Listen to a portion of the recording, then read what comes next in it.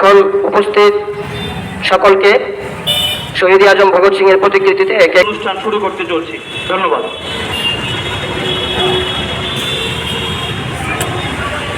শহীদ দিবস যথাযোগ্য মর্যাদায় পালন করুন। ভগৎ সিং তোমায় আমরা ভুলছি না, ভুলবো না। ভগৎ সিং এর বিপ্লবীদের জীবনচর্চা মূর্তি পাদদেশ দিকে রওনা হচ্ছে। এই ফ্যাসিলিটিতে আপনাদের সহযোগিতা একান্তভাবে কামনা করি।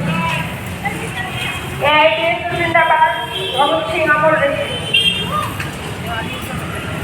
তাপসীন ধারার মহান বিপ্লবী দেশনায়ক শহীদ আজম ভগৎ সিংয়ের আজ 95তম আত্মবলিদান দিবস।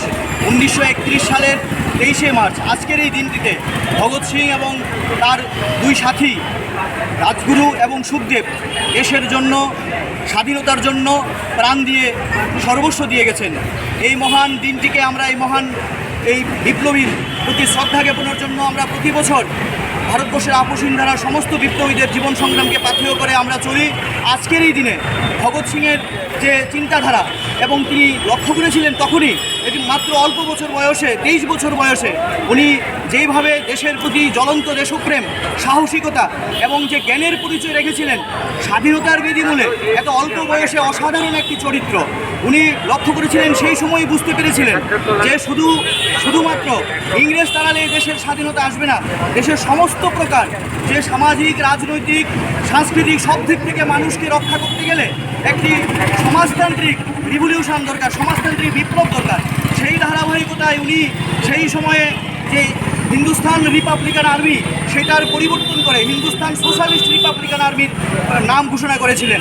এবং ভগৎ সিংয়ের যে সাহসিকতা, সেই ভগৎ সিংয়ের সাহসিকতা আজও আমাদের কাছে প্রেরণা। আজও আমরা লক্ষ্য করছি যে তারা তো দেশের জন্য প্রাণ দিয়েছেন, কিন্তু আজও কি দেশ ভগৎ সিংয়ের কি স্বপ্ন পূরণ হয়েছে? আজও দেশে জাতপাত লড়াই, উঁচু জাত নিচু জাতের লড়াই, সাম্প্রদায়িকতার লড়াই এই দিক চলছে।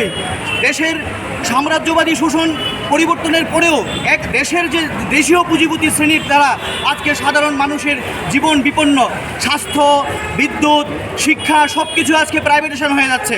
এই যে দেশের যারা সংগ্রামী জীবন, যারা দেশের জন্য নিজেদের জীবন সর্বস্ব ত্যাগ করেছেন, ক্ষুদিরাম ভগৎ সিং, মাস্টারদা সূর্য সেন, তাদের তো জীবন কাহিনী আজকে পাঠ্যপুস্তকে নেই। আজকে যারা আমাদের ছাত্র যুবক, তারা এই মহান মানুষগুলির চরিত্র, তাদের কর্মধারা, তাদের জীবনের কাহিনী কোত্থেকে জানবে? তাই আমরা এআইডিএসও আমরা দাবি জানাচ্ছি যে আমাদের দেশের যে স্বাধীনতা সংগ্রামীদের জীবন কাহিনী পাঠ্যপুস্তকে অন্তর্ভুক্ত করতে হবে এবং বড় মানুষদের জীবন চর্চা করা প্রয়োজন। তাই সেই ধারাবাহিকতায় আজকে আমরা বিভিন্ন প্রোগ্রাম করছি, ভগৎ সিংয়ের ছবি নিয়ে মানুষের কাছে যাচ্ছি, আমরা সাংস্কৃতিক অনুষ্ঠান করছি। ইতিমধ্যে বটতলা থেকে আগরতলার বিভিন্ন শহরে